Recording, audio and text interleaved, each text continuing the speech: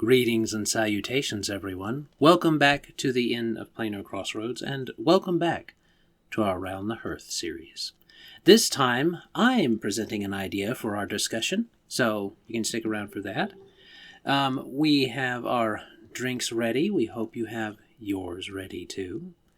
Sit down around the hearth with me, Adam, from the Inn of Planar Crossroads, Dan from Avenue Studios here on YouTube, and podcasts where they are found, and Levi, who has been spotlighting this time. Who, Levi? Action fiction. Action fiction. There you go. So if you like tabletop RPG, and I think you said they had something for 5e. Yes. They also are working on a board game and their own little RPG system, but their most successful thing is Monsters of Merca for D&D 5e. Okay. Sounds good then. So check those out. Let us know if you do in the comments, and pull up your chair and sit on down. Let's discuss.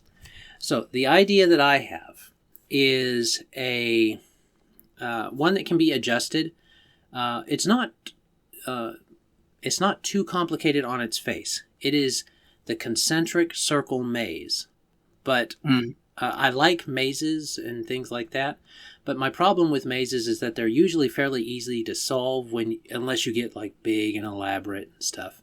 So something that you can do with this particular one, with this particular encounter, because that's kind of what this is about, non-combat encounters, is the maze itself is fairly straightforward, but what you do is at increments, the circles move. And yes. Then spin one way, clockwise or counterclockwise, or however you would like to do that. And you can increase or decrease the complexity of this particular puzzle, this particular encounter. Because if you want something fairly simple to get them used to it, to get them used to mazes and stuff that don't behave, dungeons that don't behave like they think they should, you can have either a moving hedge maze, that's very popular, or you can have the concentric circles be stones or other mechanisms made by dwarves or whatever fits your setting. And those move either slowly or quickly, depending on how it goes for you. And to make sure that it's not just something that they gotta, we gotta wait for this door to come around. Okay, we'll wait for this door to come around. They step through, they wait for the next door. And to prevent something like that, you then would place your threats in between those, or traps or different things like that. And that way there's pressure to make it through, yes, but to do so in such a way that you are going to avoid those other things. And you can keep it, like I said, simple with just concentric circles, or you can start adding walls in that come up or down or go around. It's not meant to, this particular idea isn't meant to be just a moving maze idea, but the actual concentric circles.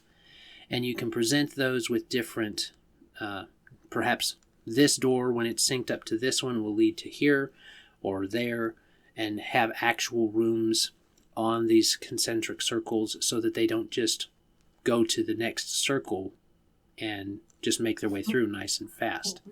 You want to present them with the possibility that it's not going to be particularly fast. So that's the basic idea that can be built upon. So I will let you guys riff a little bit on what you guys think. I love it. I've actually ran this before. Great minds. Yeah, I only got to do it once, but I love that idea. That was a lot of fun. In the one I did, the players had, it was 3 rings: inner circle, middle circle, outer circle, and they would pull levers. Every time you'd pull a lever on any of the circles, all of them rotated a certain amount. So of course the outer ring rotated a little less than each of the little ones, so it was always different. It was really fun. I didn't do super well with my describing, I think, because they pictured it more as 3 circles in like a triangle thing. They still had fun. So I'd love to try it again. And there was a statue that was missing parts of the stat of it, items the statue was supposed to be holding, and it was throughout the concentric circles. They had to go find them and bring them back. And of course, there's creatures protecting them. So, okay. it was really fun. And one of the ways you could solve it was that there was I did murals talking about the creation of this setting we were in. And so you could actually solve the maze one way by getting the murals in the proper order to tell the story for like anyone who had learning or history or something like that. So I highly recommend this. It was a lot of fun. It's hard. I made actually a physical concentric rings on a little spindle so that when they turned it, because otherwise I don't have the brain power for that. So small practical suggestion. Yeah. So yeah, I love it. It was a lot of fun. Okay, and that is the interesting. I think an important takeaway from your version of it is that we can either have the circles moving on their own, or your version was very intentionally players having control how the circles move, which I think might especially if you want to introduce them to this concept. Like, if you have some weird spiral mage who just loves circles and they're gonna have to deal with a lot more of these. Which sounds weird, but I think, like, circle puzzles the campaign could be kind of funky and interesting. Oh, yeah. I like the idea that, like, some of the first ones are player-controlled, so that way they don't have to map out where it's going to be, but they can move it and test it and play with it to get a feel for it. So it's more directly a puzzle in that sense, where it's like a controlled puzzle, as opposed to a you have to understand and survive it puzzle, which feels a little less fair, so you want them to have had some time with the fairer version to start. Yeah. Another way to play around with this one, I would think, is that you have the puzzles like you're talking about. You've got these main two variations. Either the players control it or it moves by itself. And that moving by itself does offer you, the GM or LM or whatever, an opportunity to present the players with the idea of timers in your games. So you could actually have a physical timer ticking down for yourself, and then once the players know that there's a timer, then you can bring out an actual egg timer or something and say, okay, you guys know this long, where do you want to go? Because you can only reach certain places when the rings are in certain ways, and they can mentally map that out, or preferably they make their own little circles, cut them out, and then put them together. Or like you said, that's the way to do it. You don't want to have a whole bunch of stuff clouding up your head unless you have to. So that's a way to do that, and it doesn't have to be like an ancient civilization. You could go with the idea, if they're moving by themselves, that they are inside some kind of space station, or a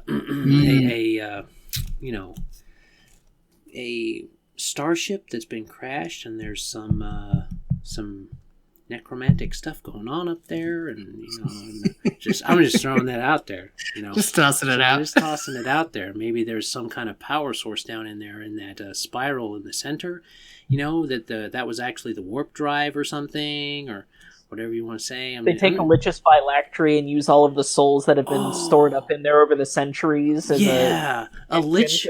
A lich. That's cool. A lich phylactery. They got launched across the universe, and they thought it would be safe when the heroes did that.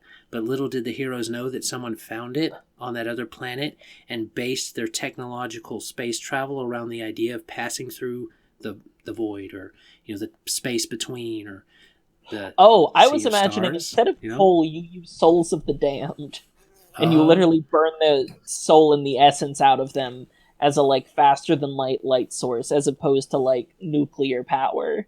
Oh yeah. Dark, also, Pharasma hunts you down. So, welcome to Warhammer 40K. Yes, where you are fuel. I have friends who really like Warhammer, so I've heard many random things about the lore, and played a person who went mad trying to fight other people who were going madder than him. Fair enough. So, it is 40K. It is probably Warhammer inspired, though I had not thought of it until you brought it up. Yeah.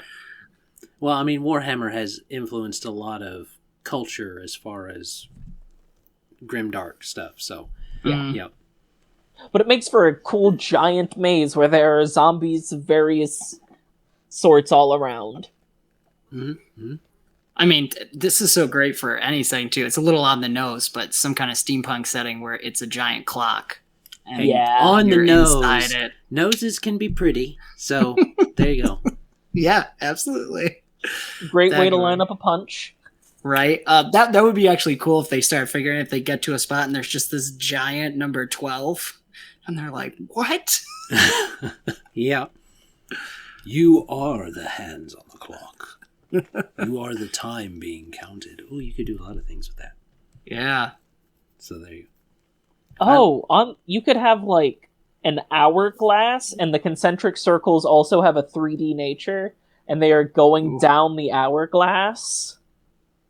Okay. Let me see if I can visualize that. Yeah, it's a little funky. I don't know if I can fully visualize my own creation. Okay, look, if you're gonna propose something, try to keep it Euclidean, okay? I think it's Euclidean. It's kind of like, instead of the imagine concentric circles and then you telescope them out. Right. Okay. And then the edges between, like, you don't get through the circle by getting from a path into that to the next, but it's kind of like a ball maze where you fall down to the next level. Okay. So you're thinking of the characters being the sand, and they've got to get through. Yeah, or I think ball maze is a better word for this to visualize it. Sure. The characters are the little metal balls that have to go through and fall down the holes to get to each layer. Yeah, because I've seen those. They had those little concentric sphere balls that you would have a little ball to go through, and then you do it through the top maze. You have and to get move down it. The bottom maze, and and your goal was to get it to the center and then back out of the center. So yeah. I get where you're going. That's cool, because you could combine it with the both player interaction changes the maze and some force outside of it is changing it. It's like literally giant hands are slowly moving it. That would actually, I think that would be interesting to have the timer, but the players also have access to a lever. So like the timer will change it no matter what, but they can change it more. Right. Yeah, that could be. It's a lot to. It stresses me out to think about, but it could be really cool if you have it laid out.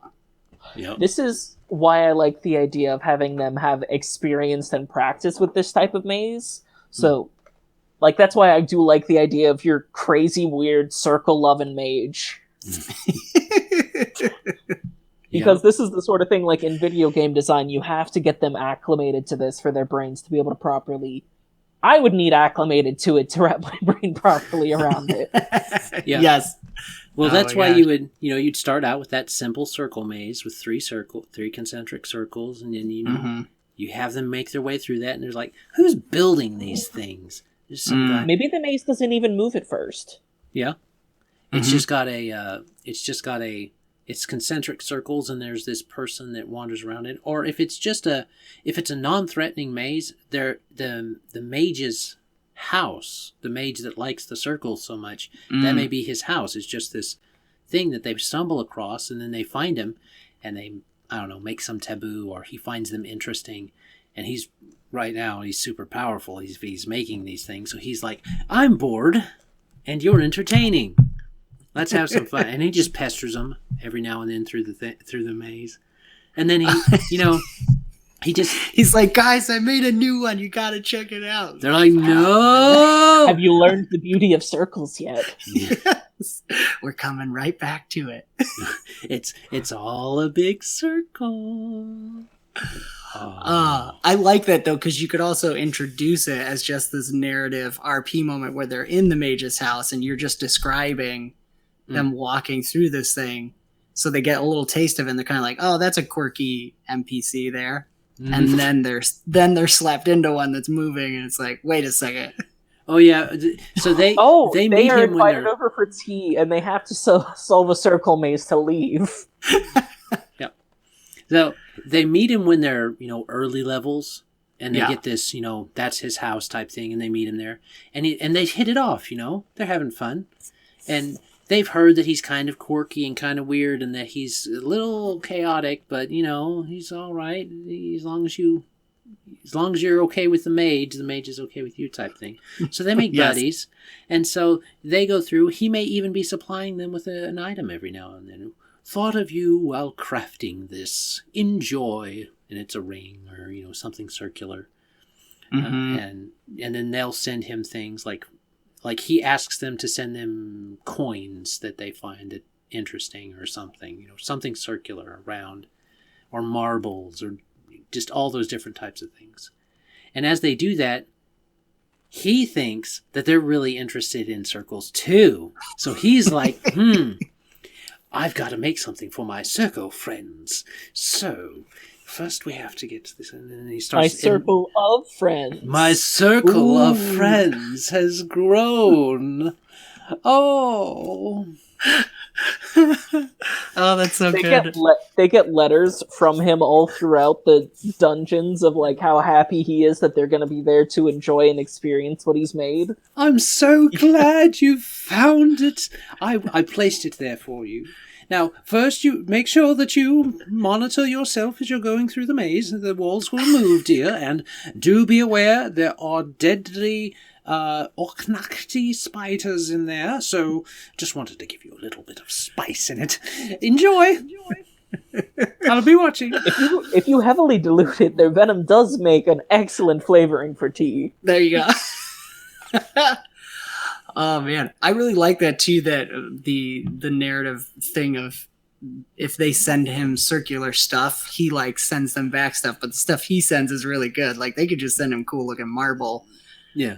And that's what convinces him that they're obsessed with circles as well. So when they're trapped in there and dying, he's like, I made this for you. It's circles. We all Isn't love it circles. amazing? You've been sending them to me for It's years. amazing.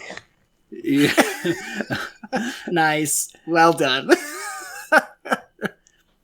One good turn deserves another, all those things. What was that about on the nose?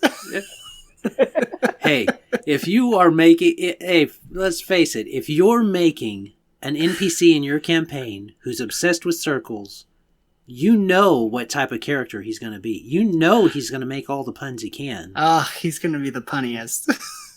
It'll be so good. Dad humor all the way through. It's it's great.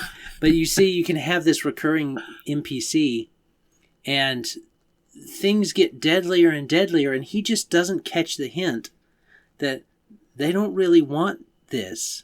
Yes. Because now he's left his house. I mean, if they go back to his house, he's busy off doing something for his circle of friends that will enjoy. So they just end up he just, the ring, the things that are really good, these really good magic items that he sent them, they also act as tokens for him to be like, okay, it's ready. And, they just get teleported there because they're all wearing the stuff that he made them. And it's like, right? How do we end up in these places? And then yeah. Yes. Oh my gosh. And then the predicament of, but they're really cool. They're so good. It's a ring of protection that progresses with my level. Yeah. Oh. Every time they've always got to get something really cool when they survive the maze. So it's are we really that angry? Yes. Are we really that angry that at the end of this that there's a chakram of Vorpal chakram? I mean, are we really a that Vorpal returning chakram? A Vorpal returning chakram? Nice. Are we really that mad? And the fighter or the monk that can use her no, we are not. We are not mad. We are not mad at all. Yep. Thank you. Goodbye. Goodbye.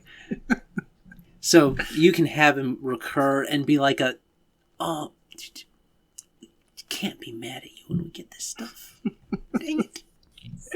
Oh man, I love that because you can make good RP moments in the midst of it too, where you're like, you guys, we know we're going to get something cool. We just have to make it through this.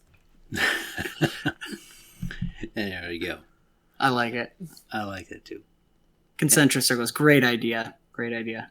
Moving well, not necessarily moving, but progressively moving concentric circles. Now, if you get up to his mythic level dungeon or something like that, he's like, they really like these things. So what? He's like, I mean, it's time to pull out the fourth dimensional spheres. Yeah. What about? I wonder if they could. I wonder if they would enjoy some quantum entanglement. Yes. That would be amazing. All right. That's awesome. So, that is concentric circle idea. We did get a warning earlier in the chat about Google saying that this chat's time is almost up. So, any final ideas for the concentric circles? I just recommend a physical map for yourself. Can really help you keep track of things. I really was glad I did that. Very true. The more frustrating it is, means the more worth it you have to make it. Yeah. Don't make the reward less valuable than the act of strangling the GM. So yes. All right. Well, if that's everything, we appreciate everyone coming.